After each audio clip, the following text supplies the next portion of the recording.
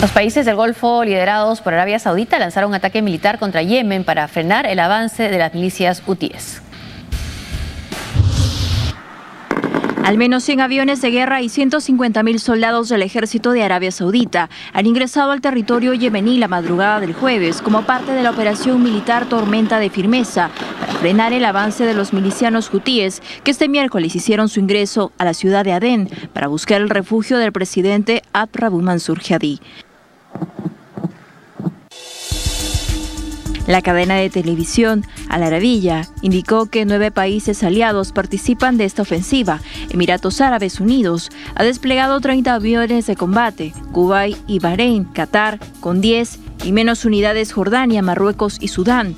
En las últimas horas se sumaron Pakistán y Egipto, que han ofrecido apoyo naval, y Estados Unidos, que brindará apoyo logístico y de inteligencia. Al respecto, el secretario general de la ONU, Ban Ki-moon, ha exhortado a la comunidad internacional no contribuir en el escalamiento de violencia en el país de la península arábiga y más bien aportar para la transición política de forma pacífica. En esa línea, Irán ha condenado también esta intervención militar contra el movimiento chiita de los hutíes y la ha calificado de agresión y violación a la soberanía del país. Así lo expresó desde Teherán el ministro de Exteriores, Marzieh Afgan, que pidió el fin inmediato de los bombardeos. Desde la ciudad suiza de Lausana, ante el inicio de las negociaciones nucleares con Irán, el secretario de Estado de Estados Unidos, John Kerry, ha analizado brevemente junto con el canciller iraní Mohammad Javad Zarif la crisis yemení y ambos han mantenido posiciones contrarias. Los países del Golfo y sus aliados parecen no dar marcha atrás a esta ofensiva. De momento, Arabia Saudita no planea una operación terrestre en Yemen, pero no descarta esta opción de ser necesaria. Así lo expresó el general Ahmed al-Asiri. Ante el agravamiento de la situación política y social en Yemen, algunos productos han empezado a incrementar su valor. Tal es el caso del precio del barril del petróleo Brent, que superó hoy los $59 por primera vez en solo 2 semanas. Bueno, y aquí con esta noticia también que vamos a presentar luego de los ataques a Tikrit, hay toda una paradoja en el tema internacional, ¿no? Los que antes eran enemigos ahora pueden estar colaborando. Bueno, estamos viendo lo que está pasando en Yemen. Arabia Saudita está atacando las milicias hutíes, ¿no? Que tienen el apoyo de Irán, y se está enfrentando, bueno, Arabia Saudita con Irán y con apoyo de inteligencia a Estados Unidos. Sí. Bueno, las milicias hutíes creo que no midieron el grado de resistencia que iban a encontrar, porque si bien tenían la capacidad material para tomar Adén y con eso hacer colapsar al gobierno, y de hecho está a punto de ocurrir, debieron haber calculado que se iba a formar en su contra una coalición demasiado poderosa para derrotarla en el largo plazo. Entre otros, una coalición que incluía a Arabia Saudita atacando el territorio yemení, cosa que no es novedad. Arabia Saudita ya entró en conflicto con los hutíes el año 2009. Además tiene una gran frontera, si ves el mapa, la frontera es bastante extensa. Sí, la paradoja, sin embargo, es para los sauditas tener a los hutíes del otro lado de la frontera no es del todo malo, porque son una fuerza que ha estabilizado políticamente la región, y entonces la guerra civil no se libra en zona de frontera con Arabia Saudita, y Al-Qaeda o el Estado Islámico no actúan en zona de frontera con Arabia Saudita. Paradoja, no me refería tanto a eso, sino el hecho que por otro lado esté Estados Unidos con Irán atacando Tikrit. Bueno, es que acá la paradoja es que Israel y Arabia Saudita hacen causa común contra el acuerdo que Estados Unidos está quiere tratando de llegar con Irán, con el régimen iraní. Así es. Porque siguen viendo a Irán como una amenaza regional, y Estados Unidos está pensando más bien en que Irán podría ser un aliado para estabilizar la región, en algunos casos como el de Irak. Claro, ISIS, ¿no?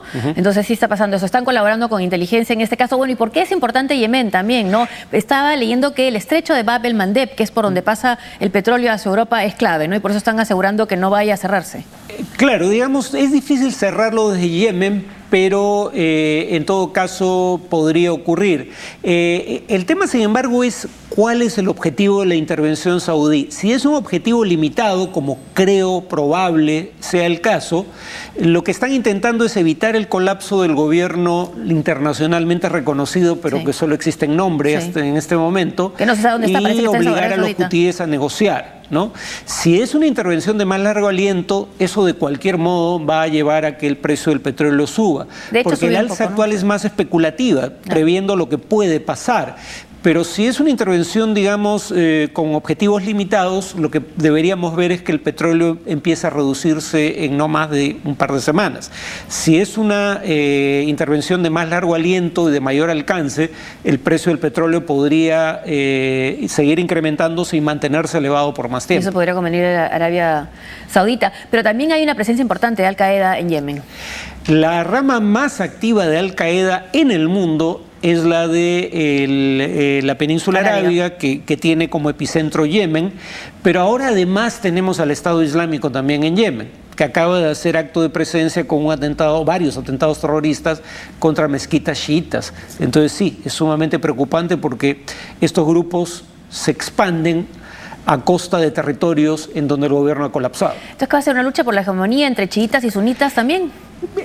El propósito de Arabia Saudita era buscar algún acuerdo para compartir el poder. Presumo que ese sigue siendo el propósito, porque la idea de que Arabia Saudita intervenga de manera decisiva para derrotar a los hutíes no me parece probable, sobre todo teniendo en cuenta que el año 2009 no les fue tan bien en el intento de desalojarlos de zona de la frontera. Entonces dudo que Arabia Saudita, incluso si llega a enviar tropas terrestres, cosa que está por verse... Egipto dice que podría mandar tropas terrestres. Sí, pero digamos, pero a pedido de Arabia Saudita. Acá Egipto básicamente está actuando según los países del Golfo, claro, que financian al gobierno del Sisi, ¿no? Entonces la pregunta es ¿qué quiere Arabia Saudita? Todos los demás son comparsa de Arabia Saudita en esto. Si Arabia Saudita quiere buscar algún tipo de entendimiento, probablemente lo consiga.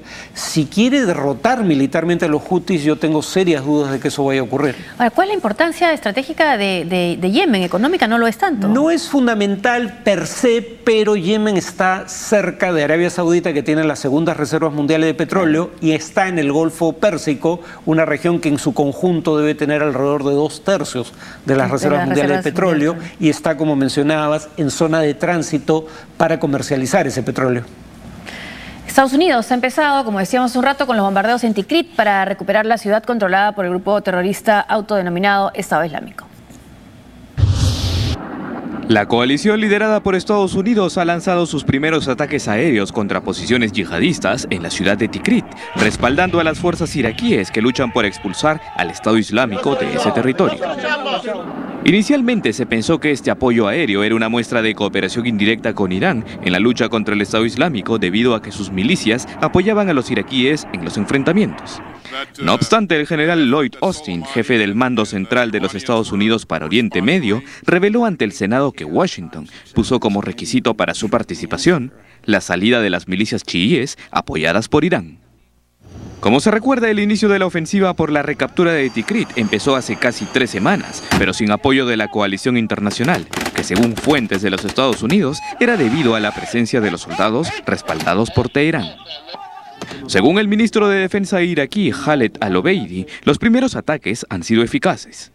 Ha señalado que el número de bombardeos no es tan importante como el resultado, aunque por el momento no tienen una fecha de finalización del conflicto. Obeidi dice que se ha abierto la segunda página o quizá la última de las operaciones en Tikrit, porque siempre se puede decidir el inicio de una batalla, pero no se puede determinar el final de esta. Bueno, ya las tropas iraquíes habían intentado retomar Tikrit y no han podido, por lo que vemos de la necesidad de este ataque aéreo de Estados Unidos. Claro, no hubo apoyo aéreo norteamericano, en parte porque entre las fuerzas que intentaban recuperar Tikrit había milicias chiitas que son aliadas de Irán y por ende rivales de Estados Unidos, por lo menos en ciertos temas, pero además milicias chiitas que en el pasado, en represalia por las atrocidades de Al Qaeda y el Estado Islámico, habían cometido sus propias atrocidades contra los sunitas de Irak. Y entonces tú no puedes pretender liberar una ciudad de mayoría sunita con sus opresores, del yugo del Estado Islámico, claro, con gente que también ha victimizado a sunitas. Y eso es lo que rescataba, escuchaba uno de los voceros del gobierno de Washington decir que ya no estaban las milicias chiitas, claro, como parte de esta ofensiva contra Tikrit, pero sí sigue el apoyo tácito de Irán. Sí, digamos, de hecho Estados Unidos e Irán coordinan a través del gobierno iraquí. No coordinan directamente, pero los dos están bombardeando blancos del Estado Islámico en Irak. ¿Cómo evitas que estos aviones iraníes por un lado y estadounidenses por otro lado no entren en conflicto entre sí? Porque ambos informan al gobierno iraquí de las regiones en donde van a atacar para que la otra parte no incursione en ese espacio aéreo. Y por otro lado, en el plano militar se ve que el ejército iraquí todavía no tiene la fuerza suficiente para enfrentar al Estado Islámico. Por eso se había recurrido a estas milicias chiitas, pero aunque fueran una fuerza de combate relativamente eficaz, políticamente era inconveniente tenerlas en el frente de combate. Y es importante Tikrit no solo por el tamaño, por la dimensión, sino porque además después el siguiente paso sería Mosul, ¿no? La segunda ciudad más importante de Irak. Esa es la idea de que, claro, Tikrit sería la primera ciudad cuyo control es arrebatado al Estado Islámico desde que el Estado Islámico se expandió entre Siria e Irak. Vamos ahora a Naciones Unidas, que renovó la permanencia de la misión de paz en los Cascos Azules en el Congo por un año, aunque decidió reducir el número de sus efectivos de 20.000 a 2.000 soldados a causa de las presiones de las autoridades de Kinshasa, que aseguran poder hacerse cargo de su propia seguridad. El Consejo de la ONU remarcó su interés de permanecer en el país tan pronto como se logren los avances de la democratización y estabilización en la República, amenazada por grupos insurgentes como los rebeldes ruandeses de las Fuerzas Democráticas de Liberación de Ruanda. La misión MONUSCO, vigente en el país desde hace 15 años y considerada una de las más caras e importantes de la ONU, ha vivido de cerca la violencia sectaria entre las milicias cristianas y anti-Balaka y los rebeldes de Seleka.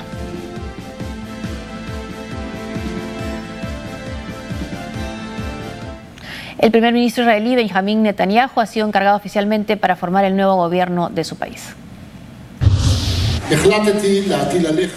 He decidido darle el mandato para formar el gobierno. El presidente israelí Reuven Rivlin encargó oficialmente al líder del partido Likud, Benjamín Netanyahu, formar el nuevo gobierno, luego de recibir los resultados oficiales de la Comisión Central Electoral. Rivlin ha dicho que Netanyahu será ahora responsable de cumplir con 3 tareas importantes. La primera, mejorar las relaciones con los Estados Unidos, al que ha llamado el aliado más importante que tiene Israel. En segundo lugar, la restauración de la estabilidad del sistema político y también evitar la división de la sociedad israelí. El presidente ha dicho, no podemos tener otras elecciones en 2 años. Con este mandato, Netanyahu tiene solo algunos días para formar una nueva coalición.